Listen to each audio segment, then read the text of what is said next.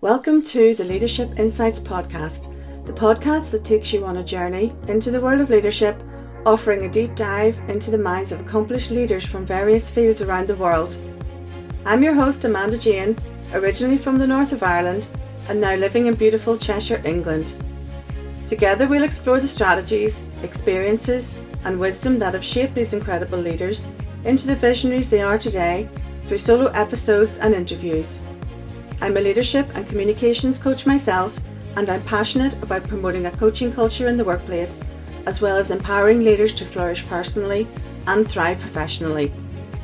Whether you're a seasoned executive, an aspiring leader in business, or someone simply fascinated by the art of leadership, each episode will provide valuable insights, practical tips, and inspiring stories.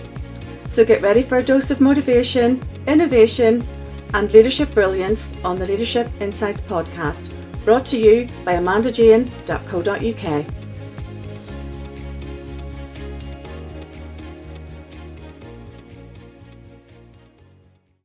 Hello everyone, and welcome to the Leadership Insights podcast. And today I have with me Angela Scott from The Culture Principle. Hi Angela. Hi Amanda. Thanks for joining me. How you doing? I'm doing great, thank you. Thanks for inviting me. Not a problem. I'm looking forward to this. Yes, me too, me too. So before we get started, have you had a chance to think about your motivational quote? Oh, we'll start with your song, if you'd rather start with your song. We can start with the song. So this was really tough because first of all, with the song, I have a whole playlist of motivational songs depending on the mood. So I picked the one that kind of was resonating with me at the moment, and it's a song called Woman by Andrea Triana. If you've not heard of it, it's I'll read you some of my favourite lyrics from it and then we can kind of talk about this. But they said, "Love don't fail if you're trying. I knew in my heart I would succeed. When times get hard, you got to keep on fighting. All these battles, yes, they made the best of me." Ooh. And so it's a song that's about embracing the person that you are. It's about self-love. And it reminds me of, I often have this image of myself as an 8-year-old child, and I'm holding the 8-year-old child's hand when times are really tough. Mm-hmm. Because I think when we hear those voices in our head, we're talking to the little girl, not the woman. So that's why that song is quite motivating for me. Those lyrics are really powerful. I don't know that song, but I will look that up. But I just love those lyrics. I can see why you chose that, definitely. And have you got a motivational quote, or did you have another song? No, I had a quote. Again, interesting because you could have all sorts of quotes here from famous people and sometimes go through your mind. But I picked quite a funny one actually. If you don't like the road you're walking, start paving another one. Oh, yes. Now, do you know who said that? Allegedly. Oh, I want to guess. And I'm not going to say who I think it is. Can you tell me? According to the internet, it's Dolly Parton, but the internet also tells me that, and I actually had it on my wall thinking it was Dolly Parton, but the internet also tells me that no one actually knows when she said these exact words, but they seem like the words that Dolly Parton would say to me. I mean, I really admire her she's had a lot of stick over the years and not been necessarily treated as a successful businesswoman that she is. Yeah. So I feel like this is a motivational quote for me on a couple of levels. On that level as a woman, but also in terms of looking at your life, and if you don't like where it is, being able to like pivot in a different direction. And a lot of the work that I do now and have done, I guess, throughout my career is helping other people with change. And people find it difficult. I think another quote that I thought of including actually was, people are fine with change except when it happens to them. Change, sometimes it's easier, but when change happens to you, it's difficult to deal with. And to be honest, I often find that change, even when you choose it, is difficult. Yeah, it absolutely is, and I totally get that of how when it happens to other people. But I can see what you mean about Dolly Parton. I've always loved her, and she has had, I think she's had a bad time in the press. But that quote is, I perceive that another way. stop moaning and get on with it. Yeah. Change your circumstances yourself, and no one's coming to rescue you. You have to make the change happen for yourself. But she's said quite a few motivational things, hasn't she? Yeah. But she does a lot of philanthropic work, doesn't she? She does a lot, and yeah, I've always liked her. She's a wise woman, definitely a wise woman. And have you got a book? And it doesn't have to be a motivational book. And some Well, people it are kind of is actually, and so I'm the kind of person that doesn't read a book at a time. I have a pile of books that I read, and some people find this quite bizarre, and some people completely relate to this. It'll be interesting to to hear from your listeners if yeah. they relate to one or the other. But so I would typically read like a couple of non-fiction books, a couple of fiction books, something like a recipe book, lots of different topics. Mm-hmm. I find that I can much more easily dive in and out. But the book that I've picked actually is a book that I go back to time and time again. And actually, when I can't sleep at night, when I have insomnia, it's a book that I have as an audiobook. A book called The Midnight Library by Matt Haig. Oh, my daughter read that. Yes. And she told me about that. And I haven't read it, but it sounds wonderful. Well, for me, there's a few themes in this, and the reason Mhm. why it's my favourite book.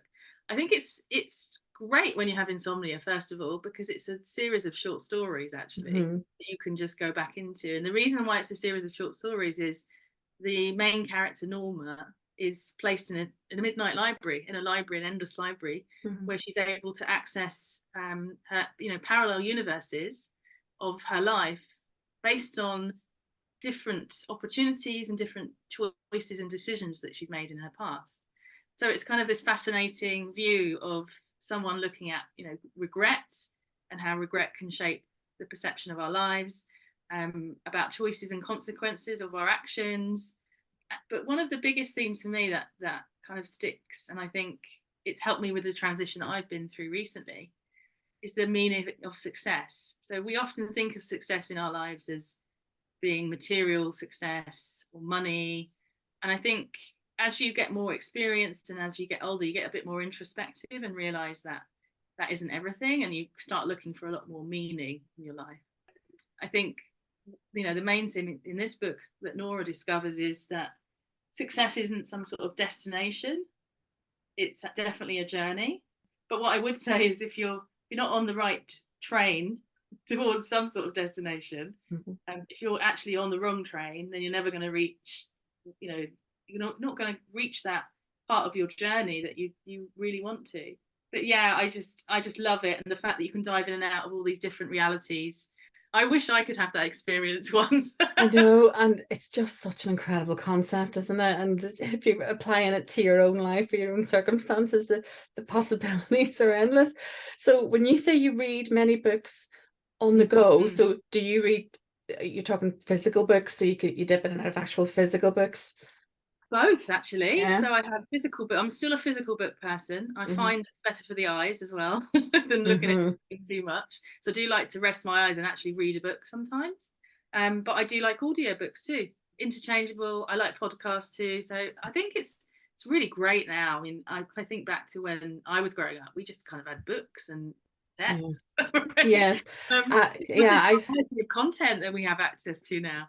I've always been a great reader all my life. And when I was a lot younger, that was basically what you did. And, I've noticed young people these days, they don't buy magazines. They don't know what a comic is. And when I was younger, I remember getting a pile of magazines or comics, and we passed them around the family or we passed them around friends. And it was the greatest thing in the world to get this Yeah. pile of comics and books as well. We passed around the family. But nowadays I do love an audiobook and podcast because I can multitask and I'm usually doing something else or I'm traveling. But yeah, I have sort of gravitated over towards the audio thing, but I never take it for granted. I love the fact that I can listen to an audiobook, and I love it even more if it's read by the author. And I just think that's the biggest treat, isn't it? That you're listening to that person. Anyway, let's move on.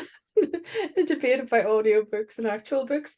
So can you share your leadership journey and some key milestones that have shaped your career? Yeah, so I think I've just moved out of corporate career of 25 years, actually slightly longer than that, but 25 years in the technology industry. And I was running at such a pace that I actually didn't take a step back to think about a lot of these milestones when I was in these roles. But I think the big pivot point, and I think this is experienced by a lot of people when they think about leadership, was when I first directly managed people. So I'd been working as a kind of management consultant for some time, doing a lot of project work, quite often in charge of running projects and needing to lead through influence. But the biggest change for me was when I became a first-line manager, not only of a small group of people, but a group of people who were a different nationality to me and based in a completely different country.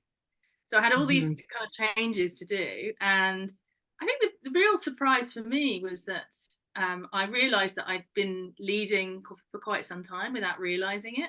But actually, these people were just like, "Oh, hello, Angela. We're really excited to work for you. You know, what are we here for? What's our vision? All that kind of stuff." And I was able to articulate it quite well. And I was like, "Oh, this seems easier than I thought. Why didn't I do this sooner?" That's a theory of mine, actually. People just emerge as these leaders, don't they? Because people just automatically look to you and what do we do now? What's next? And if you've naturally assumed that role. Yeah. Yeah, I actually play that role with my friends. So I mean, if they're listening to this, they will recognise that. You're the organizer, and yes. we're going out next Thursday. So you were leading people from, so not only from a physical place in the office, this was people globally then. Yeah, so I started off having a team in one country, and obviously as my career evolved, it moved into kind of multiple teams in multiple countries. But I've spent most of my career in tech actually working hybrid or working remotely. So it wasn't a massive shock to me when this happened during the pandemic, although the travel was taken out of the equation.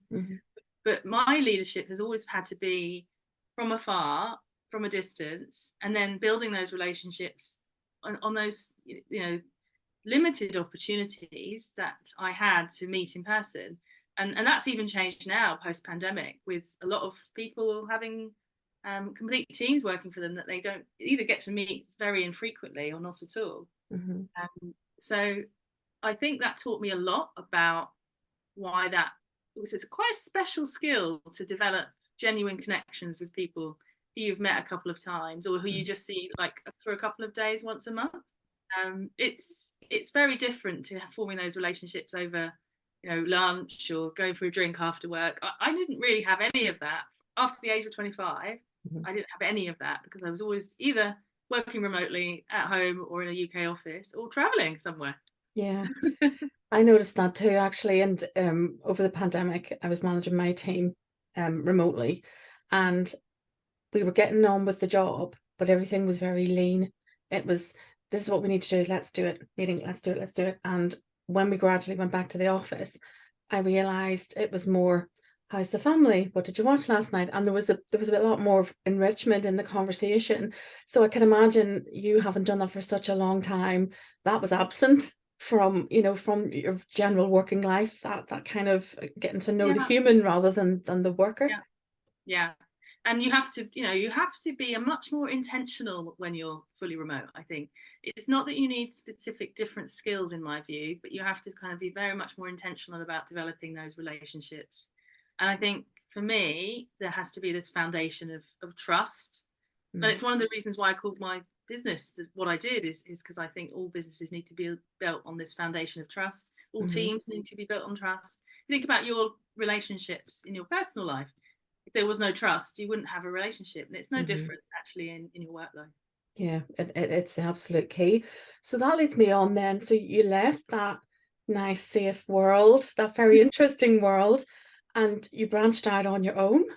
Yeah, How that must have been a challenge, and that leads me on to the next question, the specific challenges. So how did that evolve? What drove you? Was that a conscious choice? Yeah, really interesting question, and I think it's a very long answer, but I'll try and keep it fairly short. I think what led me to this was that I was always a bit of a generalist in an industry, in a technology industry, where specialization was really valued. And I think a lot of people experience this in different industries as well. It's not just a technology industry specific thing. I was always much more interested in moving across departments and understanding what was happening in that part of the business. It's always like being what I would call an entrepreneur. Hmm. So you're in a large business, but you're able to quickly grasp what's going on over here and actually add value quite quickly. And I think, unfortunately, when you have a non-linear career, it's often very misunderstood. So I think if I look at some of my peers and where they are now, they're probably in much more senior roles than I ended up in. A CEO kind of equivalent levels. But I was always much more interested in what's this thing over here and what's this thing over here. So I knew for some time actually that I wanted to do my own thing. But when you're in a very comfortable position, it's difficult to make the move. Yes, I can imagine. Yeah. And but I sometimes joke that I kind of did this sort of by stealth, but the people around me who really knew me knew exactly what was going on. I stayed in my job. I did a part-time master's degree in organisational psychology, which really helped me understand a lot of theory. Not particularly theoretical person, but I felt like I'd wanted to learn some new things outside of the echo chamber that I'd been in for such a long time.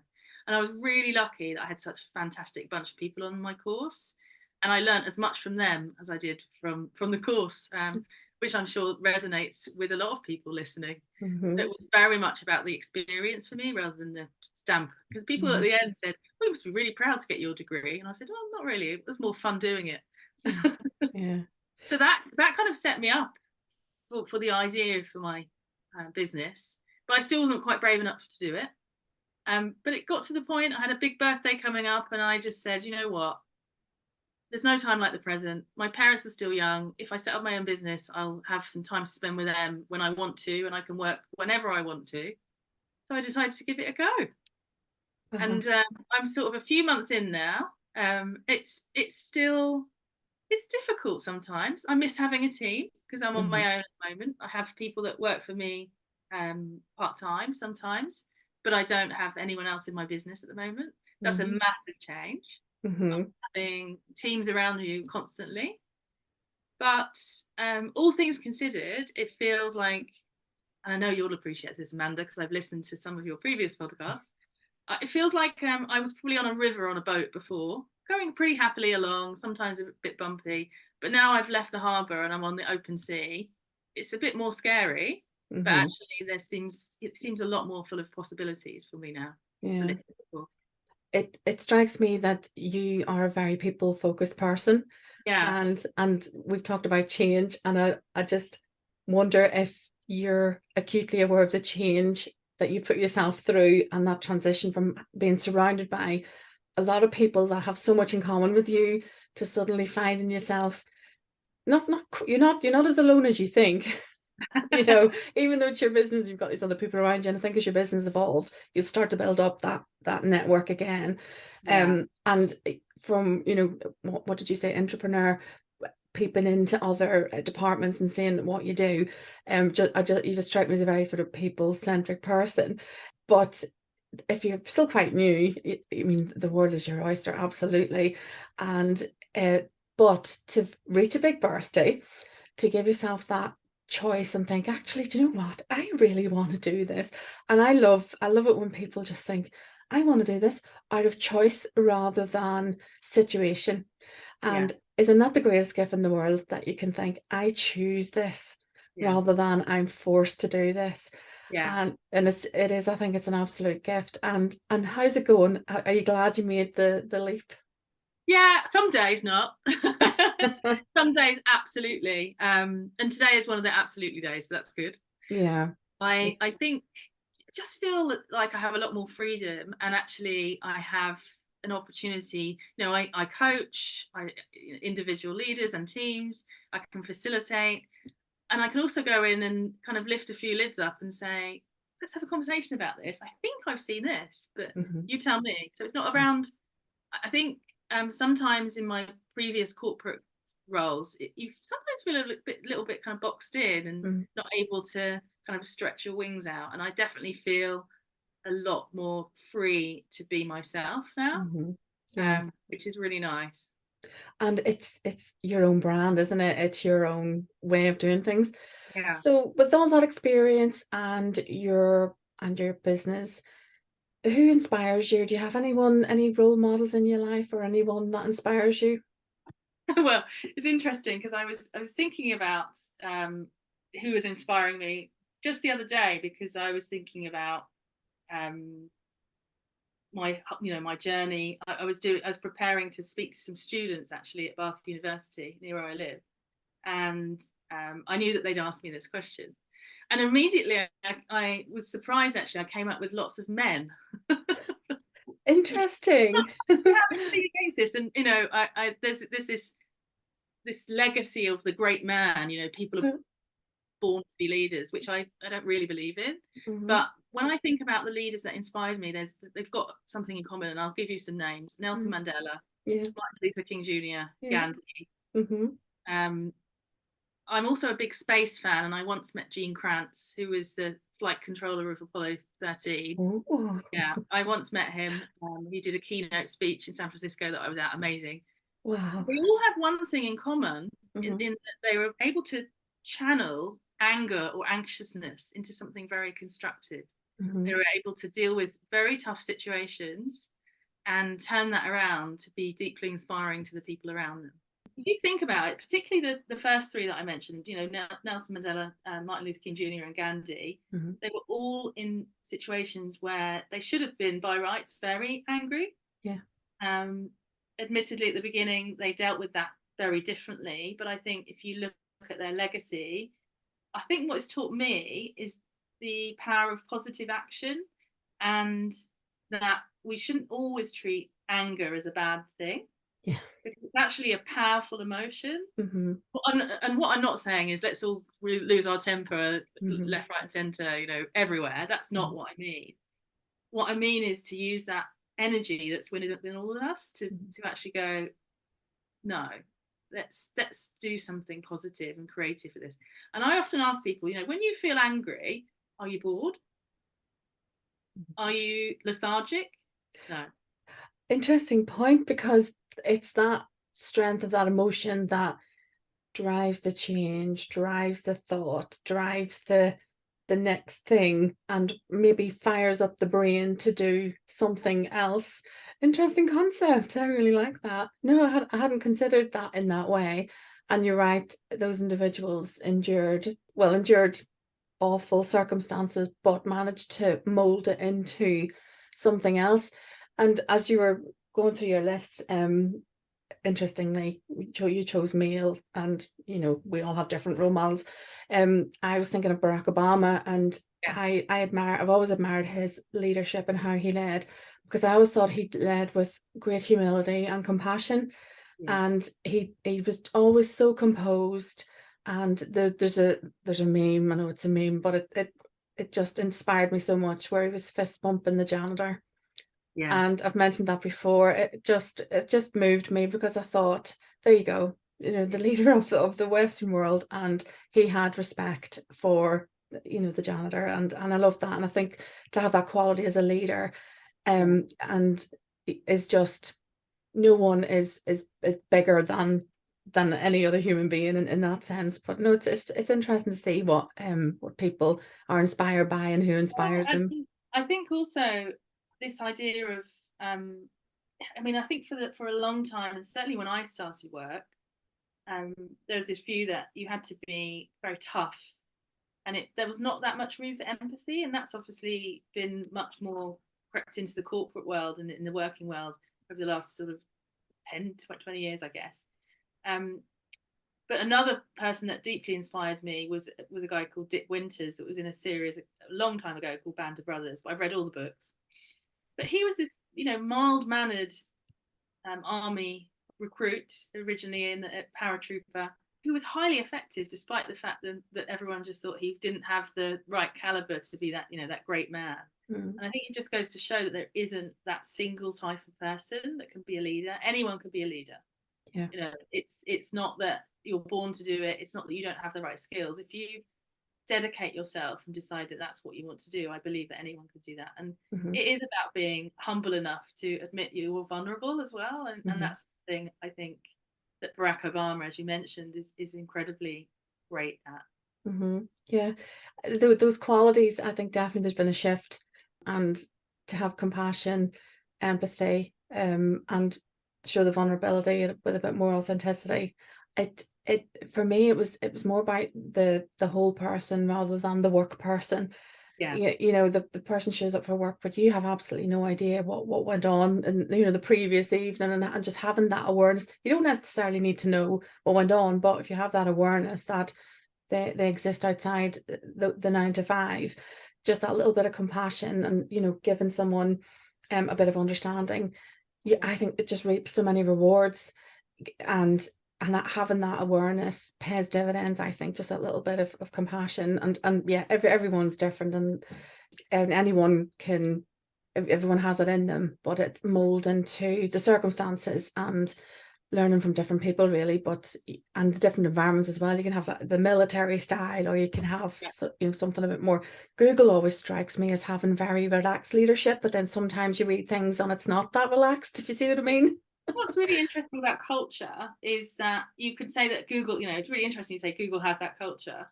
But you've got to realize that you've got microcultures in every organization too. So every different, ultimately every different line manager is creating like their own microculture underneath that bigger culture. But there are parts of that culture that disseminate across the board. I think one of the things for me that's always been really important is treating everyone as an individual.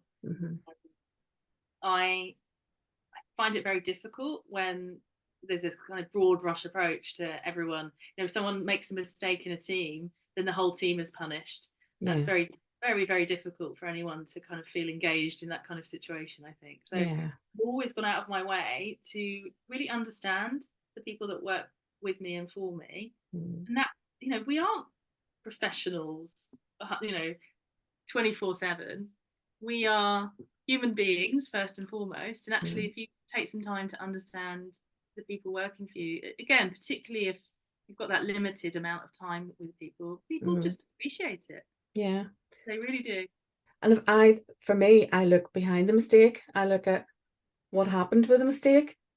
Was it something that I didn't convey correctly? Is there something wrong with the system? Is there, will you make the same mistake again? And I always think people need to be free to make mistakes, because that's how you learn. But if you're in a culture of fear because you made a mistake, for me personally, you need to start looking elsewhere, because you can't grow and flourish in that with that terror.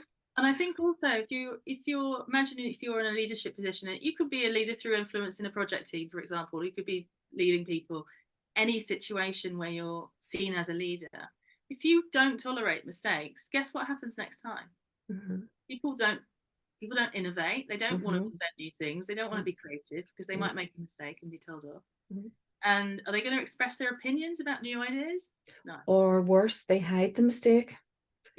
And it'll all come out. For me, that's something I learned. Quite, you learn as you progress. You have to be able to be. It sounds a bit of a contradiction. You have to be free to make mistakes, but you can't work in that environment. Like you said, there'll be no innovation. There'll be no let's try this, let's try that. But you have to be free to make a mistake, own it, apologize, and put it right. But no, it's interesting, isn't it? So as a leader as well, it's about showing people when you make mistakes too. Because guess what? If you cover up your own mistakes, or you don't admit to being, if you don't admit to having some sort of fallibility, then people will sort of think, oh, well, why is she so confident, and why, she never makes any mistakes. And that was something I had to learn quite early on too. It's okay not to be perfect.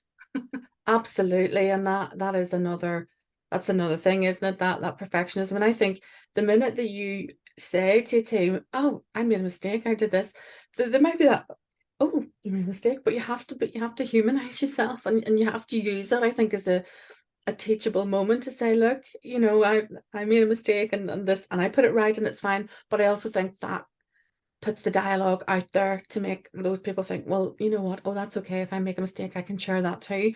But you just can't lead with perfectionism. It's just not healthy. But no, it's fascinating, all the different styles. So how do you manage work-life balance then? Because working for yourself, it can take over, or you can plan it out to perfection. How do you manage your work-life balance, or harmony, as some people choose to use? I don't like the word balance actually because it implies you have to give and take, and I think actually it needs to be. Think about the word harmony versus the word balance. There's always with balance. There's always a risk that you can tip too far the other way, and Hmm. that makes me feel quite uncomfortable actually. Whereas the harmony makes me feel a lot more relaxed. And balance it gives the presumption that there is balance. If you see what I mean, how's your balance? Oh yes, it's balanced. Yeah, yeah. I'm a very lateral thinker, so I tend to be kind of all over the place, doing like, number one, number five, number eight, number two. Hmm. So I actually need to introduce a level of structure and organization into my life to the point that I'm not naturally structured or organized. But I mean, lots of people who've worked with me will think that I'm incredibly organized and structured, but I am not. So that'll be a And massive surprise. I'm nodding because I'm thinking tech, IT, structure, hierarchy. Interesting.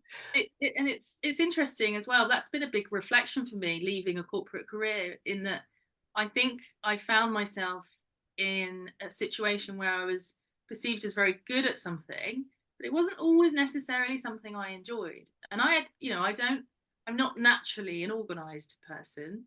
I find that I have to do it to a certain level to get that harmony. But what I've realized is that too far in the other direction takes away all the fun as well. So there needs to be that level of fluidity in my Mhm. life. However, I do need some rigidity in terms of, okay, you do get up at like 7 a.m. You do this. You do need to do exercise. You need to make some time for hobbies. You need to make some time for cooking. And in some weird way, actually not working, flat out 50 hours a week, I found it more difficult because I've got more time. The most easy point at my life was when I was doing a full-time master's and had a full-time job. So that says a lot about how Is my that principle, if you want something done, give it to a busy person, because the wheel yeah, is in motion yes, and everything's how interesting. And that's probably because in the previous days you had that rigidity and you had that yeah. timetable of that beat, dun, dun, dun, dun, everything was going, and then because that's been removed, that's really interesting. Definitely improved as I got busier. But the first couple of months, few months, it was tricky because I felt almost like, oh, it's a bit like being retired. That's what a lot of retirees say, isn't it? I don't know how I had time for work. But you said something really interesting there, and I've said it myself. Sometimes the things we are best at, we don't like doing them. And Mm. and I've had that conversation quite recently, and I've had to sit down and think to myself, yes, I have to acknowledge that I'm good at this, but it's not necessarily the thing that I like most. But I think that phenomenon is really interesting, and I would love to know a little bit more about that. But I've a lot of people have said that to me, and I've had that conversation, and it's just acknowledging, yeah, I'm good at that. It doesn't particularly light me up, but it's just another facet of things. But you wonder, because you're good at it, it's just very weird, isn't it? Is it this because you spent so long doing it, or it's Yes, something that comes naturally? there is a difference between aptitude and uh, ability, obviously, and you can learn a skill, like anyone Mhm. can learn a skill. But from thinking about your brain, we're all tuned slightly differently. Our brains all have a go-to that's slightly different. Yours and mine would be very different. But just because your brain goes to something first doesn't mean you're good at it, and just because you're good at something doesn't mean it's what your brain likes. So if you get your head around Mhm. that, Yeah. and that's what I had to realize, is that my brain's go-to is not structure. My Hmm. brain's go-to is, oh, let's draw a nice picture and let's be creative. And I'd Hmm. actually probably been suppressing that in my life. Yeah. This gives me a great opportunity to be a lot more creative and try lots of new things. And Yeah. I don't really care if some of them don't work, because I'm an experimenter. Hmm. That's what I've realized. And Yeah. it's very difficult to experiment when you're in a corporate world, because people are saying to me, "What are you doing over there? What, you're in this job. What are you looking over there for?" Yeah, and you've got that freedom now, haven't you, to Yeah.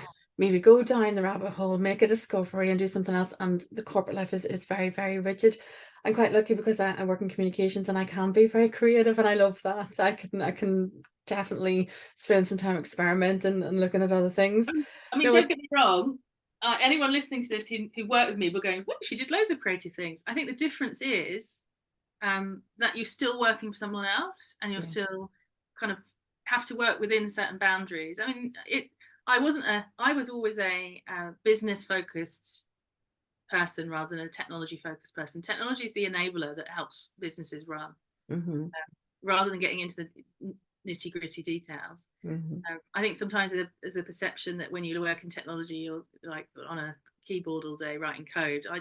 I used to be able to write code, but I wouldn't have a clue now, I have to say. Wow. Yeah.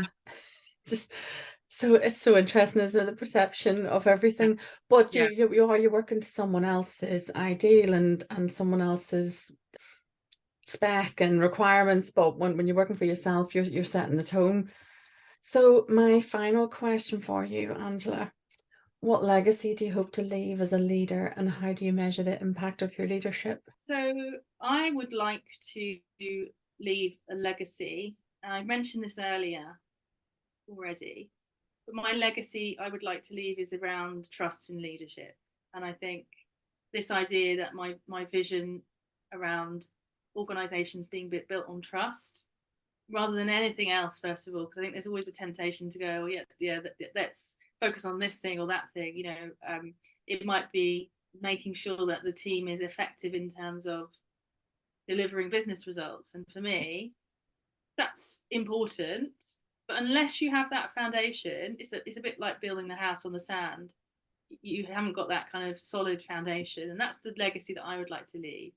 And I think this goes back to sort of thinking about how I measure my impact as a leader, which is I would like to leave something better than I found it. Mm-hmm.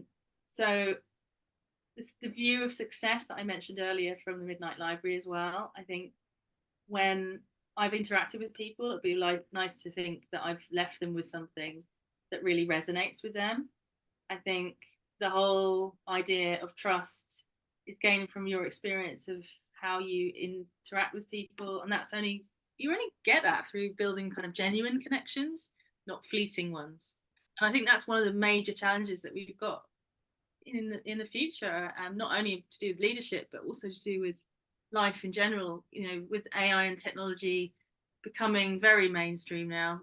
When I moved into technology, it was, my friends thought, what's she going to do over there in that weird company?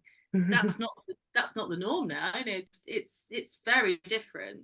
And I think at the moment we're in a situation where we've got to figure out human creativity and empathy and how that works together with AI.